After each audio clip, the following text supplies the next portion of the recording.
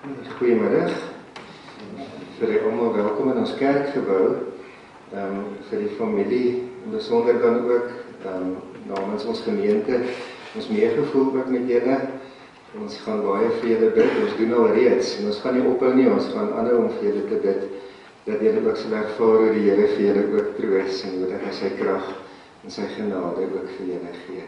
En as ons so vanmiddag saam is, en ons lees uit sy woord, gister was ek by so 'n inligtingsdag gewees, waar iemand so mooi ding gesê het. Hy het gesê, waar ons by mekaar is, daar is God se koninkryk, en daar kan 'n mens verwag om deur hom aangeraak te word, omdat dit 'n werklikheid is en hy daar teenwoordig is. Kom ons sit net so dan dit ons saam. Hemelse Vader, dankie dat U vir ons gesê het, dat as ons in U naam by mekaar kom, dan is U ook daar teenwoordig. Dat ons vanmiddag ook die troos het, Here, die wete het, dat U hier is. Dat U hier is om ons deur die Heilige Gees aan te raak, om ons te troos, Here, om krag en genade te gee. U weet, Here, hoe swaar dit vir ons is om 'n geliefde aan die dood af te staan. Here, ons lees in Johannes 11, wat ons nou gaan lees, dat Jesus ook gehuil het by sy vriend Lazarus se graf. En ons weet, Here, dat U al ons emosies ken, dat U al ons emosies verstaan. Psalm 139 sê dit mos so mooi, Here. Dit sê dat U het ons gevorm, U het ons aan mekaar geweef in ons moeder se skoot. Geen been van ons was vir U verborge, toe ons gevorm is, daar waar niemand kon sien nie. U het ons lewens daar in die boek opgeskrywe. En dan gaan U voort, Here, om vir ons te sê, dat U ons baie goed ken. U weet wat ons gaan sê, nog voor ons het sê, wat ons gaan dink, nog voor ons te dink. U is met al ons weë goed bekend. Here, so ken U ook ons harte vanmiddag. U ken elkeen wat hier is se hart. My gebed is, Here, dat U sal troos, dat U sal krag gee, en dat U met U genade elkeen sal ontvang. Ons wag in hierdie oomblik op U, Here, dat U deur die Heilige Gees met ons elkeen sal praat en met ons sal werk. Amen. Ek gaan vir ons eers die binnekant van die blaadjie lees. As jy die blaadjie oopmaak, dan gaan ons so 'n stukkie daarvan lees. Roudiens vir die lewe van Jan Cornelis Skryt, gebore 23 Julie 1928 te Bloemendaal, Nederland, oorlede 6 Augustus 2017 in Robberg, Suid-Afrika.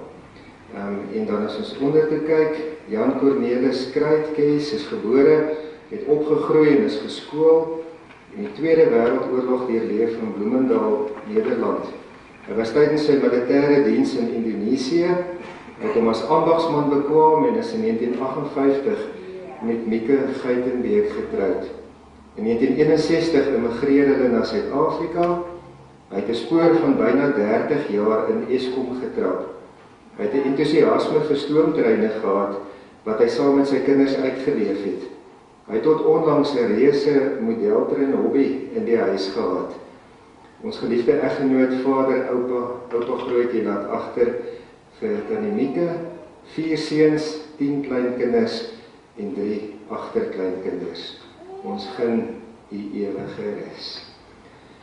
Ons gaan net 190 sing, vers 1 en 2, en dan net daarna gaan ons dan ook die Engelse lied, O God, Thou Help in Ages Past, die een versie daarvan sing. Amen.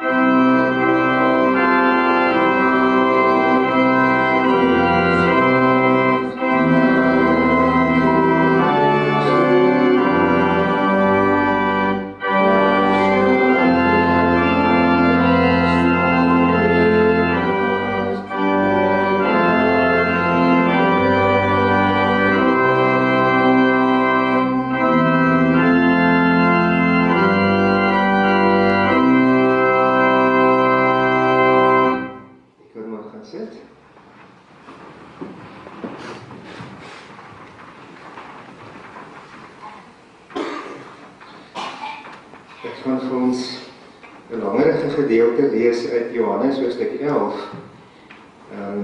vanaf vers 17 tot so by vers 53. Wat vir my so wonderlik is van hierdie gedeelte is dat dit is 'n gedeelte wat vir ons sê hoe dat Jesus self gaan troos het. 'n Goeie vriend van hom, Lazarus, het gesterwe en Jesus het self in daardie huis gaan troos. Ons as mense troos baie keer en ons gebruik woorde wat ons dink ons moet gebruik, maar wie beter om te weet hoe om te troos as Jesus self. Ek wil voordat ek die gedeelte lees, ek gaan ook 'n paar versies uit die Engelse Bybel lees uit Jesaja 55. Ansel het daarvan gepraat ook en jy sal sien agter op die blaadjie is ook Jesaja 55 vers 6 gedruk. Ek gaan as ek die stukkie klaar in Afrikaans gelees het, ook die stukkie uit Jesaja lees. Maar voordat ek lees, wil ek dan net eers sê vir julle as 'n familie, dit was vir ons lekker en 'n voorreg om vir oom Jan in ons gemeente te hê. Ek is nou maar 7 jaar hierso, maar voordat ek hier gekom het ek gehoor, was hy betrokke by die katekisasie, hy het belydenisstas gegee, hy was op die kerkraad gewees, hy was by verskeie van die kommissies van die kerk betrokke gewees. Toe ek nou gekom het oom Jan al 'n bietjie ouer geraak en dit het nou beteken dat hy nou wel nie meer op al die bedieninge en die kommissies was nie, maar net so daar eentjie voor oom Dawie reg voor oom Dawie in die Engeland, het oom Jan elke Sondag gesit. Dit was sy bank gewees. As oom Jan nie daar was nie, het jy geweet, daar's 'n baie goeie rede hoekom oom Jan nie vandag nie kan lees nie. Sy kar het altyd daar om die draai gekom, dat hy daar bo op die graswal parkeer, trap af te kom, bietjie gesels daarvoor en dan hierso kom sit. Dit was so wonderlik om hom as 'n lidmaat in ons gemeente te hê. Ons dank die Here vir die voorreg wat ons gehad het. Ek wil vir ons lees uit Johannes 11 vanaf vers 17. Toe Jesus daar kom, het hy gevind dat Lazarus al 4 dae in die graf was. Betanië was naby Jerusalem omtrent 3 kilometer, en baie van die Jode het na Martha en Maria toe gekom en hulle oor hulle broer te troos. Toe Martha hoor dat Jesus kom, het sy hom tegemoet gegaan, maar Maria het in die huis bly sit. Martha sê toe vir Jesus, Here, as U hier was, sou my broer nie gesterwe het nie. Maar selfs nou weet ek dat God U alles sal gee wat U van hom vra. Jesus sê toe vir haar, jou broer sal uit die dood opstaan, maar Martha sê vir hom, ek weet, hy sal met die opstanding op die laaste dag uit die dood opstaan. Toe sê Jesus vir haar, ek is die opstanding en die lewe. Wie in my glo sal lewe al sterwe hy ook. En elkeen wat lewe en in my glo, sal in alle ewigheid nooit sterwe nie. Glo jy dit? Ja, Here, sê sy vir hom. Ek glo vas dat U die Christus is, die Seun van God, die een wat na die wêreld toe moes kom. Nadat sy dit gesê het sy haar suster Maria gaan roep en saggies vir haar gesê, ons leermeester is hier en hy roep jou. Toe sy dit hoor, het sy gou opgestaan en na hom toe gegaan. Jesus het nog nie in die dorp aangekom nie, maar was nog op die plek waar Martha hom ontmoet het. Toe die Jode wat by Maria in die huis was en haar vertroos het, sien dat sy vinnig opstaan en uitgaan, het hulle agter haar aangegaan, omdat hulle gedink het sy gaan na die graf toe om daar te huil. Toe Maria daar aankom waar Jesus was en hom sien, het sy by sy voete gekniel en vir hom gesê, Here, as U hier was, sou my broer nie gesterwe het nie. Toe Jesus sien dat Maria huil, dat die Jode wat saam met haar gekom het ook huil, het sy vermoed vol geskiet en was hy aangedaan. Hy vra toe, waar het julle hom begrawe? Hulle het vir hom gesê, Here, kom kyk. Jesus het gehuil. Die Jode sê toe, kyk hoe lief het hy hom gehad. Party van hulle het ook gesê, kon hy wat die oë van die blinde man genees het, nie ook gemaak het, dat hierdie man nie sterwe nie. Jesus se gemoed het weer vol geskiet, toe hy by die graf kom. Dit was 'n rotsgraf en daar was 'n klip voor die ingang gerol. Jesus sê toe, rol die klip weg. Maar Martha, die suster van die oorledene, sê vir hom, Here, hy ruik al, want dit is al die 4de dag. Jesus sê toe vir haar, het ek nie vir jou gesê, as jy glo, sal jy die openbaring van die mag van God sien nie. Hulle het die klip weggerol. Jesus het opgekyk boontoe en gesê, Vader, ek dank U dat U my verhoor het. Ek weet dat U my altyd verhoor, maar ek sê dit ter wille van die mense wat hier rondom staan, sodat hulle kan glo dat U my gestuur het. Nadat hy dit gesê het, roep hy met 'n harde stem, Lazarus kom uit. Die oorledene het uitgekom.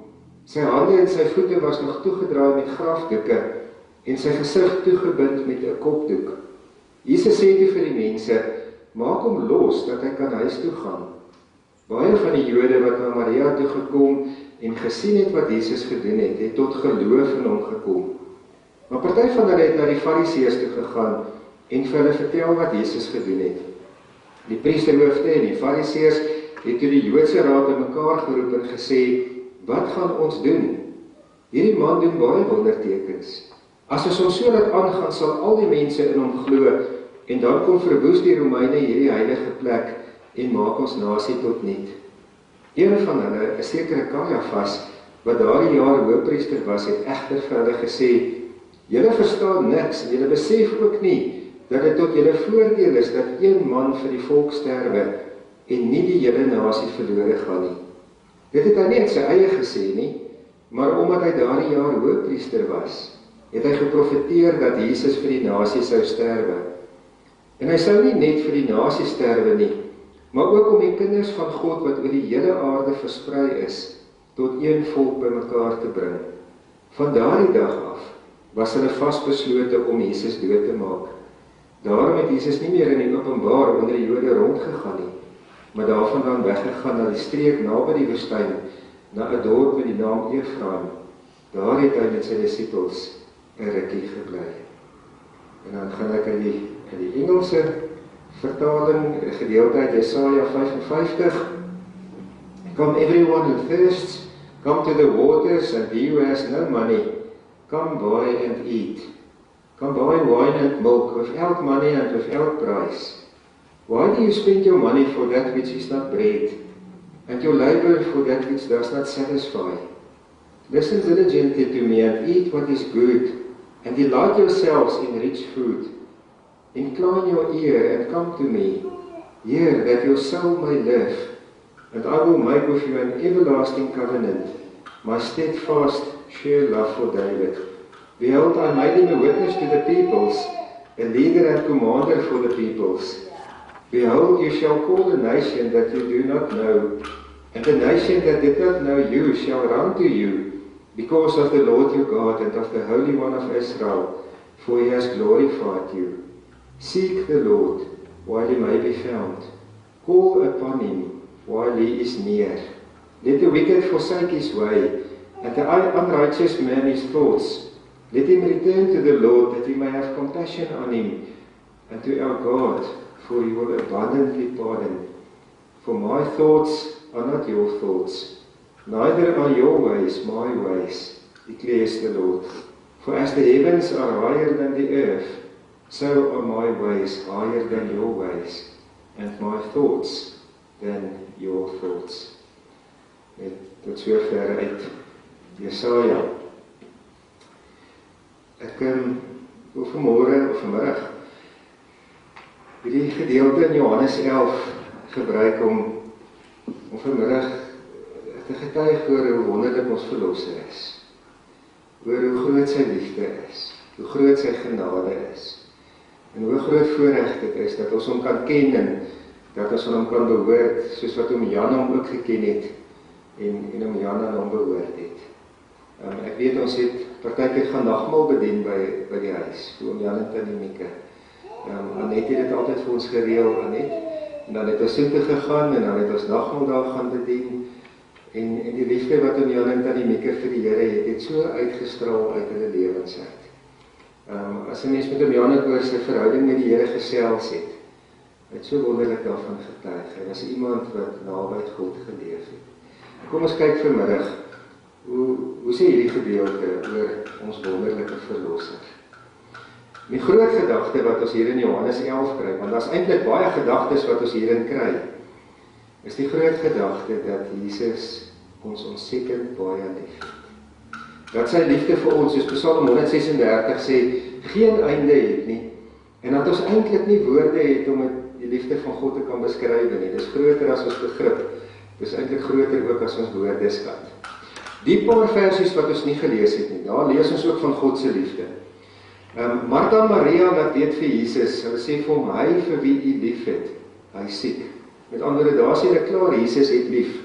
En dan is daar so 'n mooi versietjie, vers 5, want hierdie huisgesin het uit 3 mense bestaan, Martha, Maria en Lazarus, en dan staan daar nie net, Jesus het die huisgesin lief gehad nie, daar staan, Jesus het vir Martha lief gehad, en Jesus het vir Maria lief gehad, en Jesus het vir Lazarus lief gehad. Elkeen van hulle individueel het hy geken, elkeen van hulle individueel het hy lief gehad. En dit kan ons vanmiddag ons ook in verheug, dat ons nie net sê, God het ons almal wat hier is, en dan sommer net die bondel lief nie, maar van hier voor reg deur tot aan die ander kant, het God elkeen van ons gemaak, ken hy elkeen van ons by die naam, ken hy ons elkeen deur en deur, en is hy vir elkeen van ons ontsettend baie lief. Wat het hier gebeur? Martha en Maria laat weet vir Jesus, Lazarus is baie siek, sy lewe is in gevaar, Jesus gaan nie dadelik nie. Jesus wag nog 2 dae op die plek waar hy was, voordat hy begin om na Betanië toe te loop. En toe hy nou uiteindelik daar kom, toe vind hy dat Lazarus intussen al gesterf het, en dat Lazarus al begrawe is, en dat Lazarus al 4 dae in die graf is. Nou wat verder gebeur is nou seker vir ons een van die bekendste gedeeltes in die Bybel, maar dit wys vir ons so mooi wie Jesus is en wat hy vir ons kom doen het. Die eerste ding waarop ek wil klem lê, is dit vir my so wonderlik, hoe Jesus vir Martha en Maria verskillend hanteer. Jesus kom eers by Martha, of Martha kom by hom, hulle kom by mekaar, want Maria bly in die huis uit, Martha gaan uit die huis uit, sy gaan Jesus tegemoet. Vers 21, sy sê vir Jesus, Here, as U hier was, sou my broer nie gesterf het nie. 11 versies later, in vers 32, kom Jesus in die huis, en hy kom by Maria, en sy sê presies woordeliks, woord vir woord, presies dieselfde ding vir Jesus. Here, as U hier was, sou my broer nie gesterf het nie. 2 susters, selfde situasie, hulle albei se broer het gesterwe, hulle sê presies dieselfde woorde vir Jesus, toe hulle vir Jesus die eerste keer sien. En wat vir my so wonderlik is dat Jesus by elkeen van hulle as 'n individu aansluit. Hy hanteer hulle verskillend. Met Martha is dit asof Jesus dit doen. Want Martha sê vir hom, Here, as U hier was, dan sou my broer nie gesterwe het nie. Eintlik sê Martha vir hom, Here, U te laat gekom. Here, het ons vir U laat weet het, Lazarus is baie siek. Moes U dadelik gekom het, nou is dit te laat. Lazarus is nou 4 dae in die graf, U het nou te laat gekom. En die essensie van wat Jesus vir haar gaan sê is, met hom is dit nooit te laat nie. Hy kom nooit te laat nie. Die gedagte van dat ons altyd op die Here geduldig moet wag. Daar is so baie voorbeelde in die Bybel, waar ons ook hierdie belangrike ding kry. As 'n mens gaan kyk na die verhaal van Noag, die Here sê vir hom om 'n ark te bou. Nou weet ons mos in die Bybel dat die mense het met hom gespot, want hy bou 'n ark op droë grond en hulle spot met hom, hoe dink jy gaan hierdie ark dryf? Hier's nie eers 'n see of 'n rivier hier naby nie, maar Noag bou, en na al hierdie jare se bou en al hierdie jare se gespot, sê die Here vir hom, gaan nou in die ark in, en die Here maak die ark se deur agter hom en sy familie en die diere toe, en wat gebeur dan? Gaan lees 'n bietjie daai gedeeltes. Dan gaan daar nog 6 dae verby, voordat dit begin te reën. Dink jy toe die mense buitekant toe te kere gegaan? As hulle hom gespot het toe hy gebou het, dink nie toe hy nou insit, en hier is hy nou toegemaak, en dan gaan 'n week verby, en daar is nie reën nie, en dit gebeur niks nie, hoe het hulle toe met hom te kere gegaan? Maar Noag het geweet, en ons wag op die Here. So kan ons baie ander voorbeelde noem, die disippels wat 10 dae moes wag vir die Heilige Gees. Josef, wat 'n ou se droom uitlê, hy sit in die tronk, onskuldig. Die ou sê, ek gaan vir die koning van jou vertel, dan vergeet hy vir Josef 3 jaar in die tronk. Dan onthou hy eendag, Josef is in die tronk, en vertel hy vir en Josef word uiteindelik die onderkoning. In die Bybel sien ons dat God nooit te laat is nie. Hoe sê Jesus dit vir haar? Hy sê, as die opstanding en die lewe. As iemand in my glo, dan lewe hy, al het hy gesterwe. En dis altyd vir my, by die dood, die wonderlikste troos vir daar is. Hierdie woorde wat uit Jesus self se mond uitgekom het. As ons hier op aarde doodgaan, ons liggame gaan dood, dan is ek nie dood nie. Ek lewe nog steeds, maar ek lewe nou by God. Daarom dat Romeine 8 sê, die dood kan ek my nie van God se liefde skei nie. Niks kan my van God se liefde skei nie. Die dood kan my nie van God se liefde skei nie. En daarom sê ons nie net God het vir oom Jan lief gehad nie, God het hom nog steeds lief, want hy is by God. Hy is in God se woning. Hy is by die woonplek wat Jesus vir hom voorberei het. Die dood het Jesus vir ons nie die deurgang gemaak, om vir altyd by hom te wees. Openbaring sê ons ook vir ons, dat as ons by God is daar nooit weer siekte nie, daar's nooit weer trane nie, daar's nooit weer droefheid nie, nooit weer pyn nie. Al die ellende van hierdie wêreld, al die swaar kry van hierdie lewe, is dan vir altyd verby. En Jesus het ons gesê vir sy disippels, ek gaan 'n plek te maak, en as julle plekkie gereed is, kom ek julle haal, dat julle kan wees, daar waar ek is. So het Jesus getroos, dis die troos wat ons ook het, omdat ons weet oom Jan het in lewe vir God lief gehad, vir God gedien. Daarom weet ons dat hy nou sy nuwe woonplek ingeneem het, dat hy by die Here is. Jesus gaan, Martha verstaan nog steeds nie. Sy sê, Here, ja, eendag. Sy dink, tussen sy dood, eendag sal hy weer. Dan sê Jesus vir haar, hy lewe nou.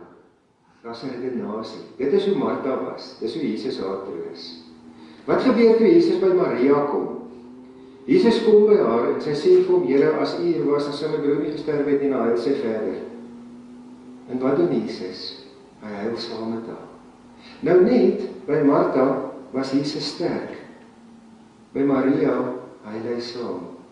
En al wat hy praat, toe hy by Maria is hy vra, waar het julle hom begrawe? En verder huil hy toe saam met haar. Want Jesus het geweet, dit is hoe hy vir Maria moet troos. Vir Martha troos jy deur te praat. Vir Maria troos jy deur jou arms om haar te sit en saam met haar te huil. En wat sê dit vanmiddag vir julle? Die Here weet ook hoe elkeen van julle saamgestel is. Hy weet presies hoe elkeen van julle getroos moet word.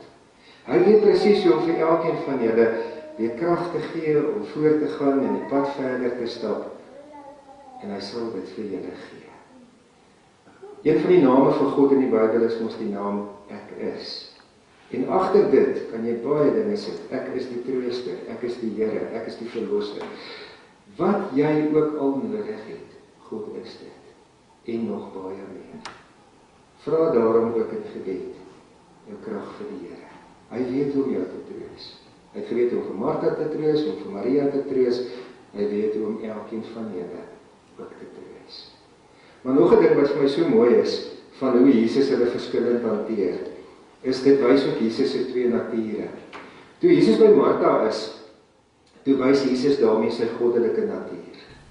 Jesus sê vir haar, ek is die opstanding, ek is die lewe. Met ander woorde, ek gee lewe. Hy wys vir haar dat hy God is. Wat wys Jesus toe hy by Maria kom?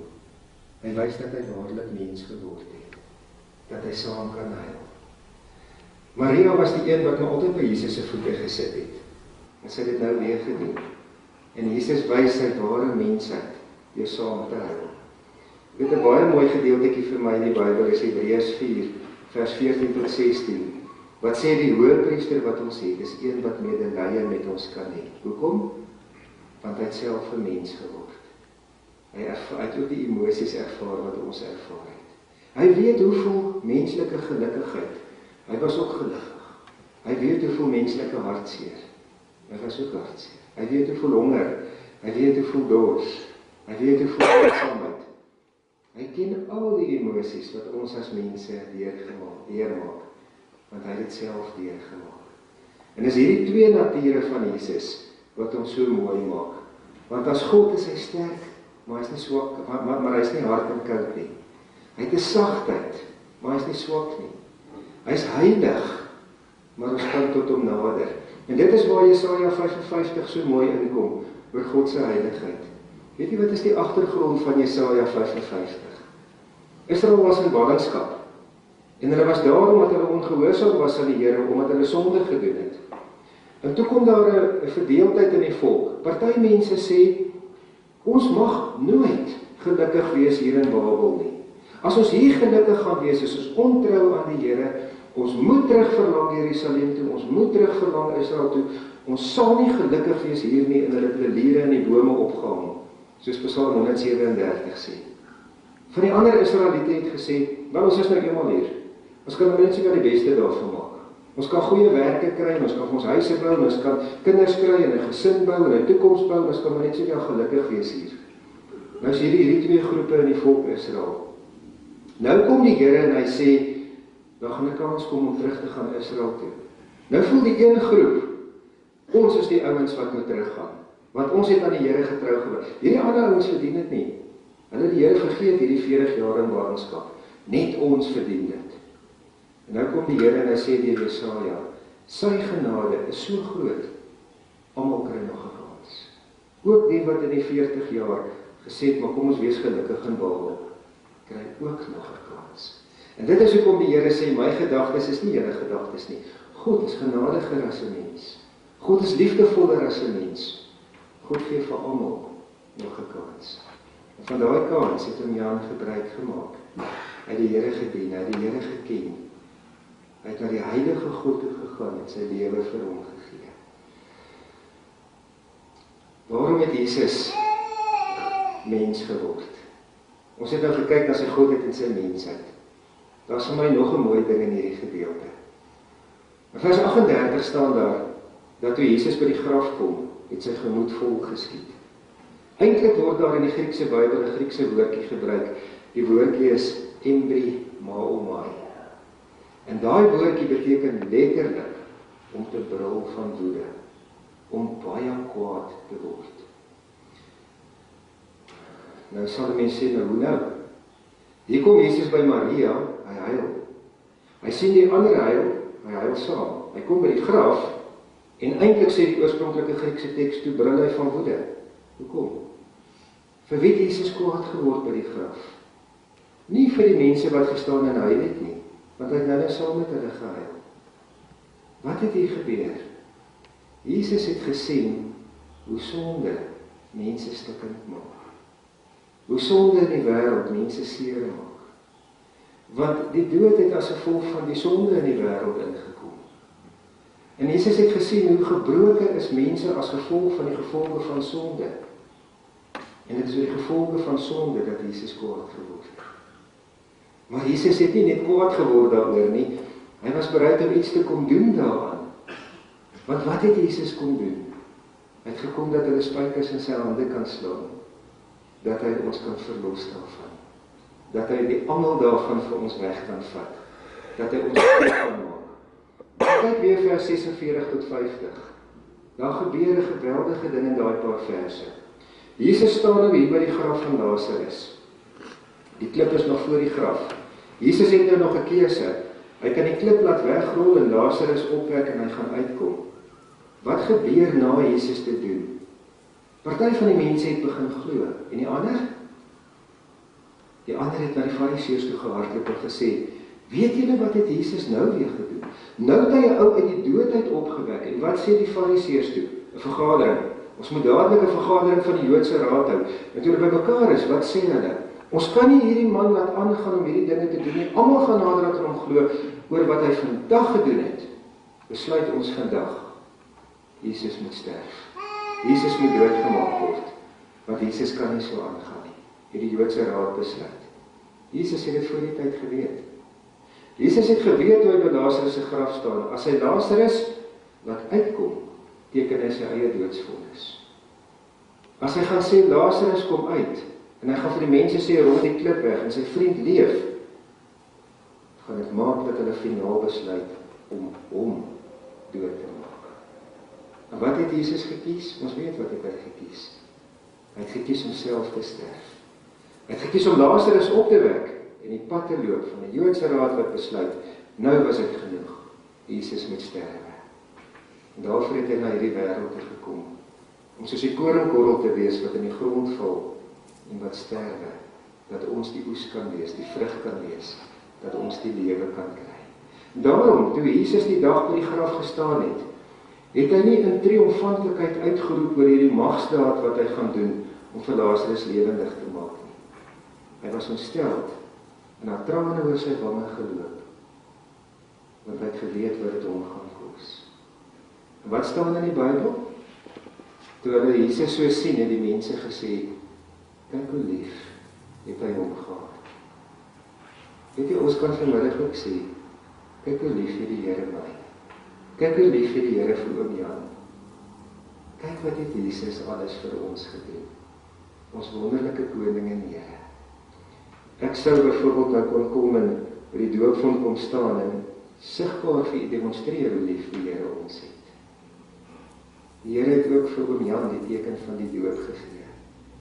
En vir hom gesê, ek het jou so lief, skryf my naam op jou. En hier is ons nagmaaltafel. En as ons nagmaal gebruik, breek ons die brood en ons sê, so lief het Jesus ons, hy het sy liggaam gebreek vir ons.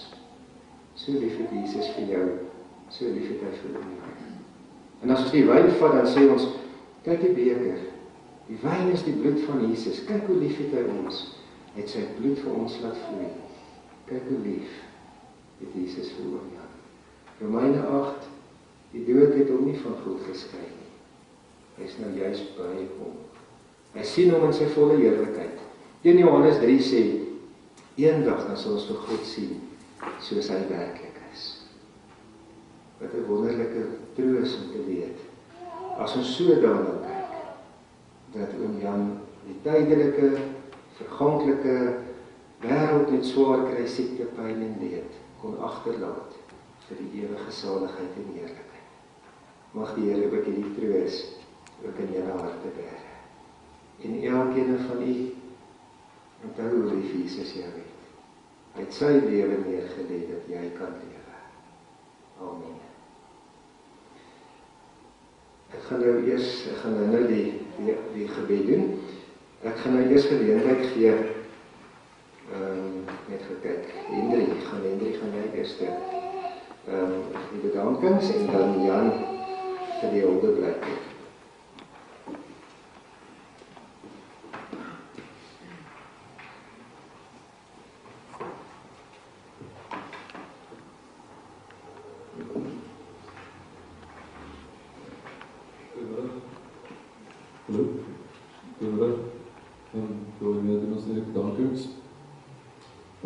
Vader, dank ons vir die voorreg om Jan Cornelius Kruit as eggenoot, vader, oupa en oupa grootjie te kon hê. Ons dank ons ouma Anneke dat 58 jaar getroue eggenoot was van oupa Jan en aan almal wat hom besoek het in die hospitaal, vriende uit, kollegas, familie, as ook live met personeel wat hom versorg het, as ook Wilma Smith en haar personeel, Junior, Tandy en Jimmy wat oupa Jan bygestaan het en nog steeds vir ouma Mieke sorg. Spesiale dank aan Johanita Groenewald, wat oupa Jan gehelp het by en na die ongeluk en gedurende sy tyd in die hospitaal en bystand wat sy aan hom kon lewer tydens sy tyd van nood, toe ons nie daar kon wees nie, wat buite hulle soekure ook nogtans bygestaan het en woord aan die familie kon gee. Aan die familie Linda Engelbrecht, Peter Kruit en Hans Kruit, wat by oupa Jan in die hospitaal kon wees, so ook alle kosmosvriende, oud-kollegas en so ook Martha Monata, wat getroue huishulp was vir byna 25 jaar. Want iemand wat nie baie sigbaar was vir wat sy gedoen het, Lydia Kruit, wat ontvanklik die tuisorg verhoedingsbehartig het. Aan Jan Kruit Jr. en Chrisel Kruit, wat sondagoggend daar kon wees met verversings. Ook so bedank ons Dr. Kasper Boy vir sy ondersteuning aan die familie, wat 'n dagprys gegee het om saam met ons afskeid te kan neem van ons oupa Jan Kruit.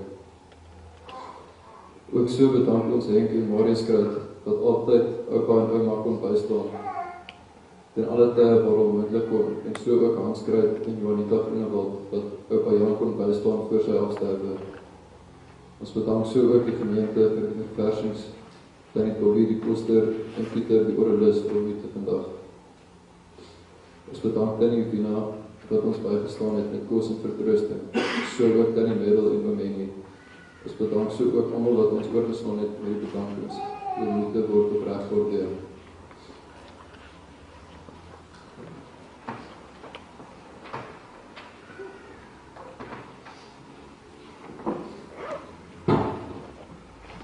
Ons het vir die wat toe Jan nog my oupa geken het, omdat maar geweet hy was 'n bietjie van 'n terggees, het 'n skerp humor gehad en ek dink jy sal dit ook agterkom in die foto's.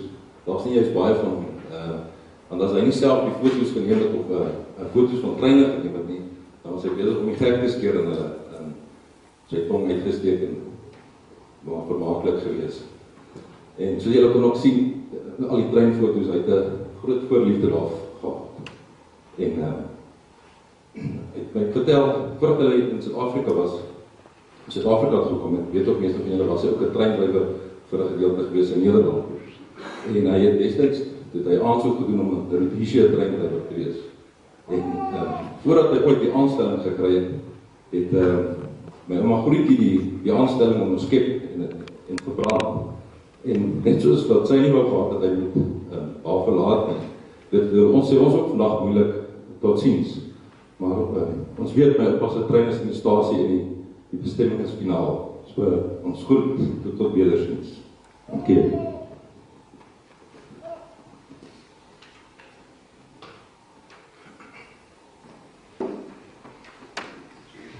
Dankie, Hendrie, Jan. Ek het ook in die week so baie mooi staaltjies by julle gehoor van oom Jan. Het was my ook wonderlik om dit alles ook weer so te hoor. Ons gaan die slotgebed en die seën nou daar buite kan doen, by die muur. So ons gaan nou die laaste lied sing, as ons klaar gesing het, dan gaan ons buitekant toe beweeg. Lied 602, ek sien 'n nuwe hemel kom, vers 1, 2 en 3.